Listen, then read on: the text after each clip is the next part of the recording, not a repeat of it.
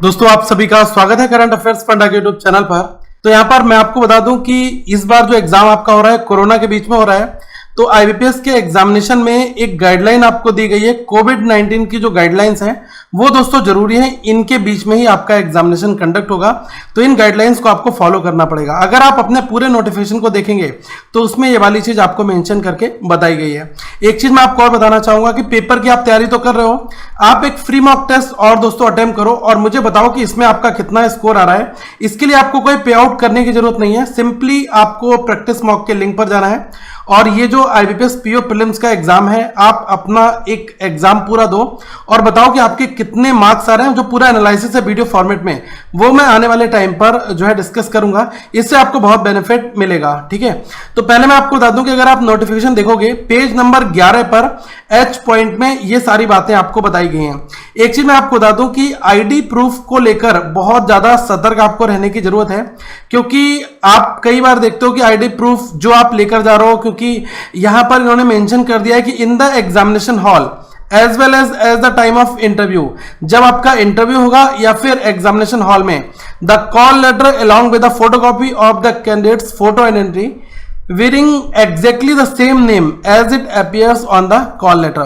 तो ये ध्यान रखना कि जो आपका कॉल लेटर के ऊपर नाम लिखा हो वही नाम की आपको अपनी आईडी लेकर जाना है।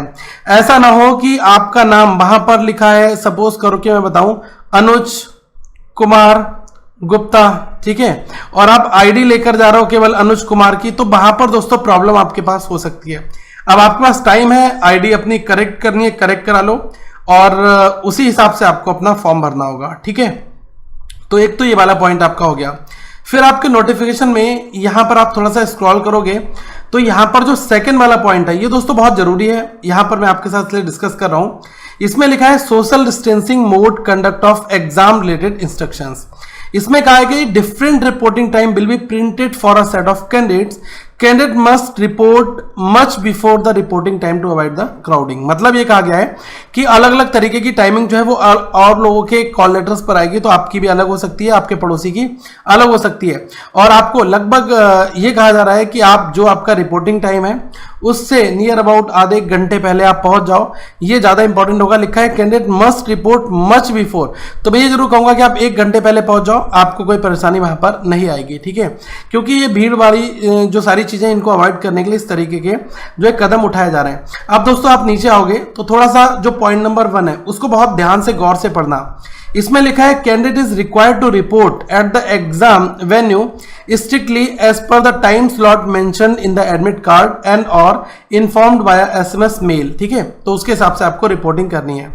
अब यहां पर दूसरे पॉइंट में ये कहा गया है कि mapping of candidate roll number and the lab number will not be displayed outside the exam venue. मतलब जब आप पेपर देने जाते हैं तो जो आपका ये एग्जाम परमिसेस है और इसके बाहर जो गेट होता है, इसी गेट पर आपके पहले से जो है बड़े बड़े से पेपर चिपके होते हैं जिसमें आपका बताया जाता है कि कौन से में है आपका हॉल नंबर, इस ब्लॉक में है, यहाँ पर है, तो वो सारी चीजें आपकी अब गेट पर नहीं लगी होंगी, इनका ये कहना है।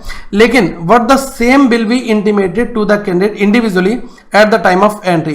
तभी ये जल्दी बुला रहे हैं और आपको एंट्री के टाइम पर आपको बता देंगे कि आपका कहां पर ये बेसिकली हो रहा है। ठीक है, और आपका जो वेरिफिकेशन या फिर आपको एडमिट कहां पर अपना शो कराना है और आपका एग्जाम वेन्यू कहां पर है। ठीक है, ये वाला पॉइंट आपका क्लियर हो गया। इसके बाद दोस्तों बहुत जरूरी चीज है, ये है कि क्या क्या चीजें आप अंदर ले जा सकते हैं, उसकी पूरी यहां पर इन्होंने एक लिस्ट बनाई है और वो लिस्ट बहुत ज्यादा जरूरी है, तो एक एक पॉइंट को आप ध्यान से समझो। इसमें लिखा है candidate will be permitted to carry only certain items with them into the venue. केवल आपको यही चीजें ले जानी है। लिखा है mask, wearing a mask is compulsory, मतलब मास्क पहनकर जाना ये 100% वहां पर कंपलसरी है। अब यहां पर एक कंफ्यूजन होगा, क्या सबको N95 मास्क पहनकर जाना कंपलसरी है? दोस्तों ऐसा कोई भी यहां पर पॉइंट नहीं है कि आपको N95 ही पहनकर जाना है। यहां पर कहा गया है कि कोई भी मास्क आप पहनकर जाएं, लेकिन आपको मास्क पहनना कंपलसरी है। अगर वो N95 है तो ये बेटर ऑप्शन है आपके पास। ठीक है, आपके पास जो भी मास्क है आप उसको पहनकर जाओ, और मैं आपसे कहूंगा कि आप अपनी सिक्योरिटी के लिए 2 लेयर का एटलीस्ट जो कपड़े के मास्क भी होते हैं उसमें 2-3 लेयर वाला मास्क वो पहनकर जाना। फिर ग्लव्स, देखो ग्लव्स के आगे कंपलसरी नहीं लिखा है, दैट मीन्स कि ग्लव्स कंपलसरी नहीं है, मास्क कंपलसरी है। ग्लव्स जो है ये आपको जो है पहनकर जाने हैं, अगर आप जाएंगे तो अपनी सेफ्टी पर्पज से ज्यादा अच्छा होगा। फिर लिखा है पर्सनल ट्रांसपेरेंट वाटर बॉटल, आपको अपनी खुद की पानी की बोतल वहां पर ले जानी है। फिर कहा गया है कि पर्सनल हैंड सैनिटाइजर 50 ml का एक सैनिटाइजर ले जाना है, ये मार्केट में दोस्तों 30 से 50 रुपए का आपका मिल जाता है। फिर एक सिंपल पेन, एक आपको पेन अपने साथ लेकर जाना है। फिर F पॉइंट में कहा गया है कि exam related document like call letter, admit card, ID card, original photocopy, ये सारी चीजें आपको ले जानी है। G पॉइंट में इन्होंने कहा है कि call letter, admit card should be brought with the photocopy of the photo ID stapled with it. Original ID same as a photocopy is also to be brought for the verification. The name on the ID and on the call letter admit card should be exactly same. जो मैंने अभी आपको ऊपर point बताया कि आप वही लेकर जाना, कॉल लेटर में जो नाम लिखा हो वही वाली आपको आईडी अपनी ले जानी है, और जो फोटोकॉपी है उसको स्टेपल कर लेना अपने एडमिट कार्ड के साथ में, वो पहले से ही लेकर जाना, ठीक है। H पॉइंट में क्या लिखा है, in case of scribe form duly filled and sign by the photograph affix, ठीक है। कोई पर्सन अगर स्क्राइब लेता है तो यहां पर जो टर्म्स कंडीशन है वो उसको वहां पर फॉलो करनी पड़ेगी। फिर लिखा है no other items are permitted inside the venue, like अगर मैं यहां पर बोलूं कि आप रफ सीट के पेपर्स, A4 साइज के पेपर अपने साथ नहीं ले जा सकते, ऐसा दोस्तों यहां पर मना किया गया है, ठीक है। लेकिन इसका ये मतलब नहीं होगा कि अगर एक सिंपल पेन ले जाना है तो आप अगर इसके साथ एक पेंसिल अपनी ले जा रहे हो तो शायद वहां पर कोई रोक टोक हो। मुझे नहीं लग रहा है कि पेन पेंसिल आप शायद ले जा सकते हैं, लेकिन ये भी अगर बहुत ज़्यादा स्ट्रिक्ट रूल्स वहां पर होंगे तो हो सकता है कि आपकी पेंसिल वो बाहर रखवा दें, लेकिन पेन के लिए उन्होंने मेंशन किया हुआ है, ठीक है। तो ऐसे लोग जो मतलब एक इरेजर शॉर्पनर शायद ले जाएं, ठीक है, तो हो सकता है कि वहां उनको अलाउ कर दिया जाए, ठीक है। तो ये आप थोड़ा सा देख लेना। इसके बाद दोस्तों जो 4 नंबर का पॉइंट है, इसमें लिखा है candidate should not share any of their personal belongings material with anyone, आपको अपने साथ का कोई भी आइटम किसी अदर पर्सन के साथ शेयर नहीं करना है, लाइक पेन, बॉटल, वॉटएवर जो भी है आपका हैंकी हो, जो भी चीजें हो आपको किसी पड़ोसी के साथ में शेयर नहीं करना है। आपको साथ में सोशल डिस्टेंसिंग मेंटेन वहां पर करनी है। फिर 6 नंबर के पॉइंट में कहा गया कि candidate should stand in the row as per the instructions provided at a venue, जो आपका एग्जामिनेशन सेंटर होगा वहां पर प्रॉपर आपको रो में खड़ा होना है, और जो आपको जितना गैप मेंटेन करने के लिए कहा जाए वो आपको वहां पर फॉलो करना है। फिर लिखा है कि अगर एक candidate, if candidate is availing the scribe, अगर वो स्क्राइब को अवेल कर रहा है तो स्क्राइब को भी अपने साथ में अपने खुद के gloves, N95 mask, sanitiser 50 ml and water bottle, wearing a mask is compulsory. Both candidate and scribe will require to be wearing the N95 mask. अब देखो ध्यान से देखना, ये जो अंडरलाइन वाली लाइन क्यों की गई है, इसका दोस्तों सीधे से मतलब है कि स्क्राइब जो है वो बहुत ज्यादा क्लोज्ड आपस में बैठेंगे, ठीक है, क्योंकि ये पर्सन इसके साथ में ही बैठेगा जो स्क्राइब लेकर आएगा, तो इनका जो डिस्टेंस है वो बहुत ज्यादा नहीं होगा, ये बिल्कुल पास पास में बैठकर ही पेपर सॉल्व करेंगे। इस वजह से यहां पर कहा गया है कि इन दोनों बंदों को N95 और N95 मास्क ही पहनना पड़ेगा, ये यहां पर मेंशन किया है। लेकिन अदर पर्सन के लिए लिखा है mask, wearing a mask is compulsory, ठीक है। तो बहुत लोग पैनिक हो जाते हैं, यार मास्क बोल दिया N95 500 रुपए का आएगा, 400 350 आएगा, 850 का फॉर्म है, 1200-1500 रुपए का खर्चा, मतलब वो अपना एस्टिमेट बना लेते हैं। इस वजह से मैं पहले क्लियरफाई कर दे रहा हूं कि आप सिंपल 30 रुपए का, 50 रुपए का जो एक डबल ट्रिपल लेयर वाला जो कपड़े का बड़ा मास्क अच्छा होता है वो आप उसको ले लो, N95 ले जाओगे, बेटर ऑप्शन है, आपकी सेफ्टी यहां पर, ठीक है। तो आपको देखना है जो आपको अच्छा लग रहा हो वो ले जाओ, लेकिन ऐसा नहीं कि अगर आप N95 नहीं ले गए तो आपको एग्जामिनेशन सेंटर से बाहर कर दिया जाएगा। यहां पर जो है जरूरी है, जो स्क्राइब वाला केस है वहां पर तो उन्होंने मेंशन कर दिया है, लेकिन अगर ऐसा ही होता तो यहां पर भी ये वाली पॉइंट में भी ये वाली सारी चीजें आपको मेंशन करके बता दी जाती, ठीक है। तो जो जरूरी पॉइंट है वो मैं सारे यहां पर डिस्कस कर रहा हूं। इसके बाद पॉइंट नंबर 8 पे आप आ जाओ। इसमें लिखा है कि कैंडिडेट को आरोग्य सेतु एप्लीकेशन अपने साथ मोबाइल में डालकर ले जाना पड़ेगा। दैट मीन्स कि दोस्तों आपके पास जो भी आपका एंड्रॉयड वाला फोन है उसमें आप जो आरोग्य सेतु ऐप है उसको अप टू डेट कर लो, और वहां पर आपका जो स्टेटस है वो रिस्क फैक्टर में लिखा है the Aarogya Setu status must show candidate risk factor, वो वहां पर दिखाना चाहिए कि वो ग्रीन है, रेड है, वॉटएवर जो भी है।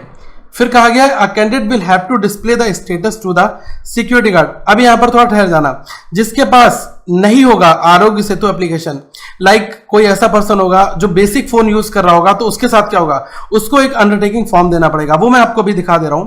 लेकिन यहां पर कहा गया है कि आरोग्य सेतु ऐप आपको सिक्योरिटी गार्ड को एंट्री पॉइंट पर दिखाना पड़ेगा। इन केस अगर कैंडिडेट के पास स्मार्टफोन नहीं है तो उसको अपने साथ में एक साइन डिक्लेरेशन ले जाना पड़ेगा, ठीक है। लिखा है कि declaration form provided in the annexure 4, ठीक है। तो ये कौन सा डिक्लेरेशन फॉर्म है, पहले इसके दर्शन आप एक बार कर लो कि ये कैसा फॉर्म होगा। ये सेल्फ डिक्लेरेशन कुछ इस फॉर्मेट का दोस्तों फॉर्म है। इसमें कुछ पॉइंट्स आपको जो है यहां पर दिखाने पड़ेंगे, मैं आपको बता दे रहा हूं। इसमें लिखा है we are concerned about your health safety and hygiene in the interest of your well being and that of everyone at a venue you are requested to declare if you have any of the below listed symptoms by using a tick. Like आपको cough है तो टिक मारो, नहीं है तो cross करो।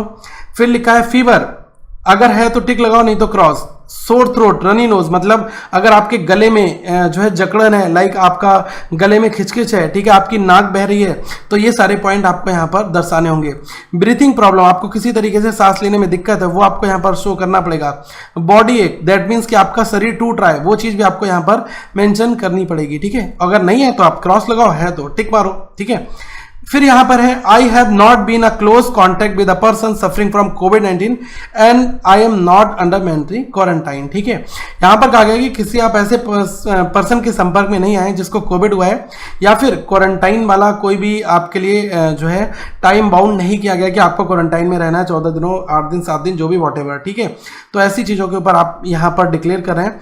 फिर लिखा है I may be subject to legal provision action as applicable for hiding any fact. अगर आप कोई तथ्य छुपा रहे हो कोविड-19 से रिलेटेड, तो वहां पर आपके खिलाफ जो है जो भी हेल्थ मिनिस्ट्री की गाइडलाइंस है उसके अंतर्गत लीगल प्रोविजन, लीगल एक्शन लिया जाएगा, ठीक है। ये यहां पर कहा गया है। फिर कहा गया कि आई एम अवेयर, मैं ये भी जो है बताता हूं कि IBPS has taken measures as per advisories of government of India related to the norms of social distancing and sanitisation at the examination centre. तो ये भी कहा गया है कि जो भी IBPS है वो गवर्नमेंट ऑफ इंडिया के जो भी हेल्थ मिनिस्ट्री के गाइडलाइंस है उनको पूरी तरीके से यहाँ पर बना रहा है, ये भी आप डिक्लेयर करके दे रहे हैं, ठीक है। एक पॉइंट ये भी है कि I am asked to fill this self declaration since I do not have Aarogya Setu, मेरे पास नहीं है इसलिए मैं सेल्फ डिक्लेरेशन भर रहा हूं। ये 2-3 बातें हैं। फिर एक पॉइंट ये कहा गया कि I am certifying that I have not tested positive for the corona virus और identified as a potential carrier of the कोविड-19। तो ये सारे पॉइंट की डिक्लेरेशन आपने ऊपर वाले पॉइंट में दे दी। फिर कैंडिडेट का नेम, उसका roll number, name of the bank, date of the exam centre name. ये अभी भी कंफ्यूजन, आप लोग प्लीज कमेंट करके जरूर बताना कि नेम ऑफ द बैंक ये ऑप्शन में क्या भरना है। ये जो है अभी RRB के टाइम पर भी यही था, तो यहाँ पर ये मुझे भी नहीं पता, अगर मुझे पता होगा मैं आपको सेपरेट बता दूंगा, आप इसको ब्लैंक छोड़ देना, वहां पर अथॉरिटीज आपको बता देंगी, ठीक है। तो ये दोस्तों आपको जो है पूरा फॉर्म भर के अपने सिग्नेचर करने और अपने साथ ये लेकर जाना है, ठीक है। ये चीज़ है यहाँ पर। अब आ जाओ फिर से अपने नोटिफिकेशन में। तो ये मैंने आपको बता दिया, और एक ये जो पॉइंट था कि आपको दिखाना है वॉट जो भी चीजें हैं, ठीक है। और साथ में एक पॉइंट यहाँ पर और भी है, ये लिखा है कि इन case any of the responses in declaration suggest covid infection symptoms the candidate will not be permitted inside the exam venue, ठीक है।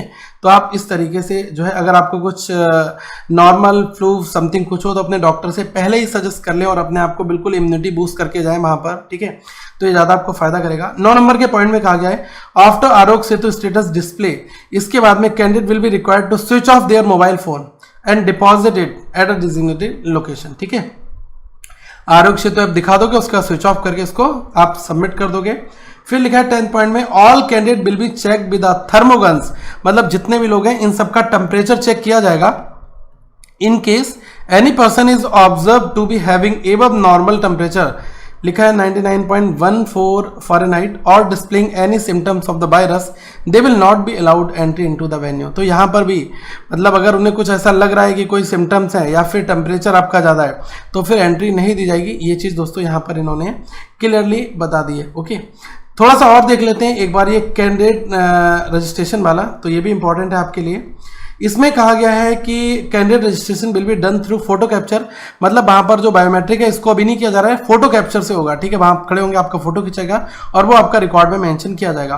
Photograph will be taken while candidate is standing, जब कैंडिडेट खड़ा होगा एग्जामिनेशन सेंटर के अंदर तब उसकी photo खींची जाएगी। Seat number will be given to the candidate, और वहीं पर उसको सीट नंबर दे दिया जाएगा। यही कैंडिडेट के रजिस्ट्रेशन का प्रोसेस है। ओके, तो ये चीज आप यहाँ पर ध्यान रखना। बाकी और भी बहुत सारी चीजें हैं तो आप उनको एक बार यहाँ पर देख सकते हैं, और फर्दर जो भी चीज होगी मैं आपको जरूर बता दूंगा। और मैं चाहूंगा कि दोस्तों अभी से ही आप जो है हर एक तरीके से पहलू से अपनी तैयारी स्टार्ट कर दो, क्योंकि समय कम है। और मेरे द्वारा जो भी आपकी सहायता हो पाएगी, जो भी हेल्प होगी, वो हम आपको हर एक फॉर्मेट में करेंगे, चाहे वो कोई भी सीजन हो, आपका कोई भी सेगमेंट हो, हर एक चीज में आपकी मदद करने की पूरी कोशिश की जाएगी। एक यही आपसे कहना चाहूंगा कि आप फ्री मॉक टेस्ट जो है वो जरूर बनाएं, इससे आपको बहुत बेनिफिट मिलेगा। और मैं पूरा एनालिसिस क्वांट प्लस रीजनिंग का वो मैं आपके साथ शेयर कर दूंगा। ठीक है, so thank you guys, have a good day to all of you once again. I hope हम लोग आगे फिर मिलेंगे, और इसी तरीके से अगर आपकी कोई क्यूरी है तो जरूर पूछें। Thank you, have a good day to all of you once again.